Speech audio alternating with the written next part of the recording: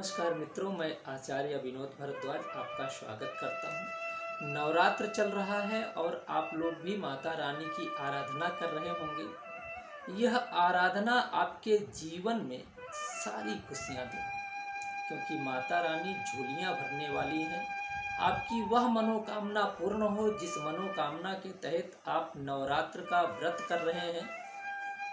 उस व्रत और उपवास का फल आपको प्राप्त हो, क्योंकि माता रानी परम दयालु हैं।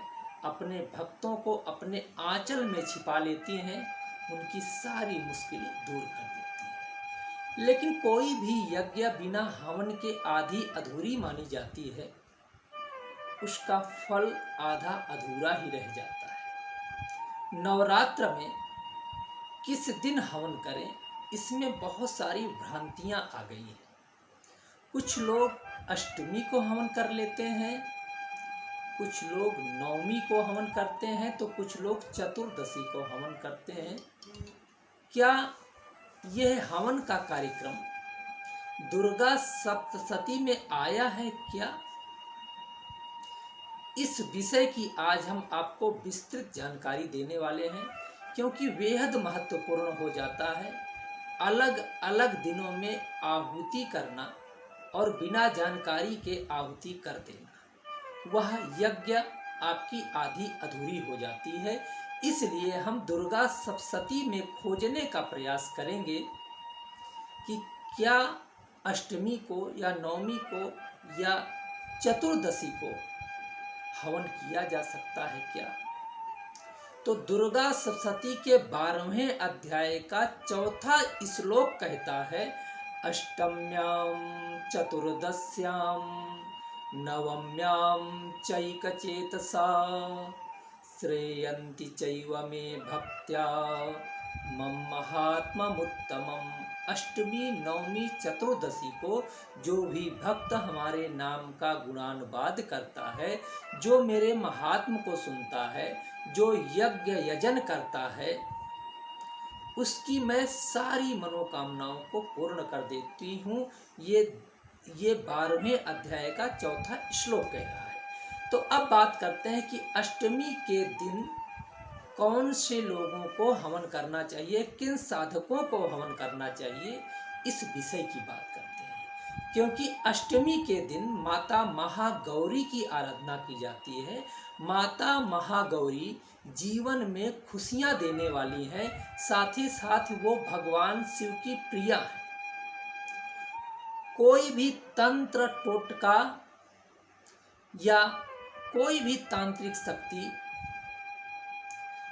या जो भी तंत्र से निहित कार्य हैं, चाहे शाबर मंत्र हो, चाहे तंत्र टोटका हो, वो भगवान शिव के अधीनस्थ है, क्योंकि भूत प्रेत आदि के मालिक अवधरधानी है और इनकी अधिष्ठात्री माता महागौरी है। महागौरी का इस दिन वास होने से विशेष रूप से तांत्रिक शक्तियों को जगाने का एक तरह से प्रथा है। जो भी तांत्रिक कार्य के लिए हवन करते हैं, वो अष्टमी के दिन हवन करते हैं। लेकिन कुछ लोगों की मान्यता है कि जो प्रथम दिन अगर व्रत रखते हैं, बीच में व्रत नहीं रखते हैं, फिर वो अष्टमी को व्रत रख के हवन करेंगे, ऐसा कहीं उल्लेख नहीं है। केवल अष्टमी को वही व्यक्ति हवन कर सकता है, वही साधक हवन कर सकता है जो तांत्रिक शक्तियों की उपासना कर रहा हो। वह माता महागौरी को प्रसन्न करके अपनी तंत्र शक्ति को जगाना है तो अष्टमी के दिन हवन करे, ऐसा दुर्गा सप्तशती में आया है। अब नवमी के दिन का क्या महात्मा है?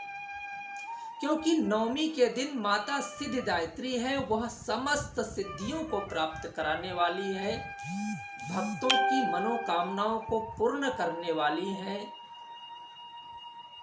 निश्चित रूप से माता सिद्धिदात्री आपके कार्यों को सिद्ध कराएं।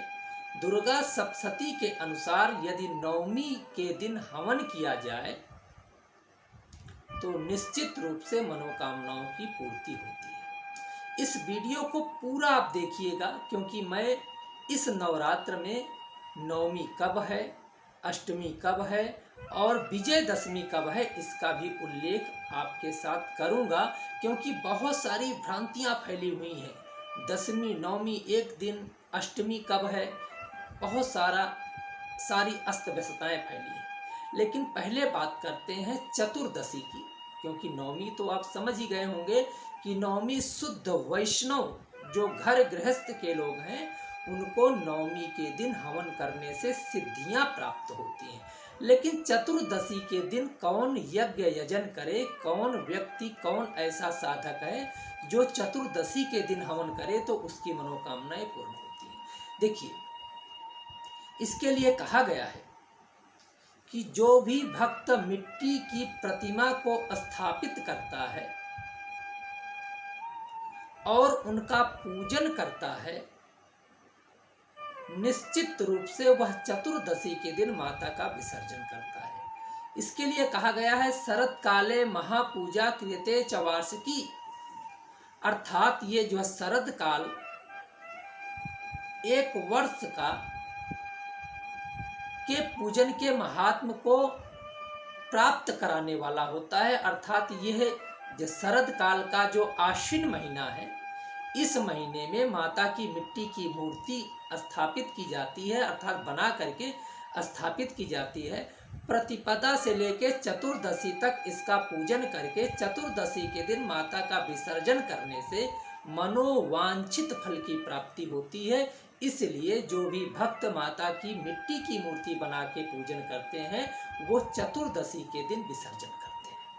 अब बात कर लेते हैं इस नवरात्र में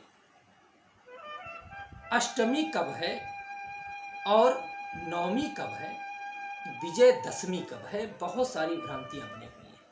तो अष्टमी शुक्रवार को निश्चित रूप से प्रारंभ हो जाएगी और ये शुक्रवार को प्रारंभ होगी 23 तारीख को 11:49 शुक्रवार को प्रारंभ हो जाएगी और रहेगी कब तक, शनिवार को 11:07 तक रहेगी, मतलब 24 तारीख शनिवार को रहेगी यह अष्टमी।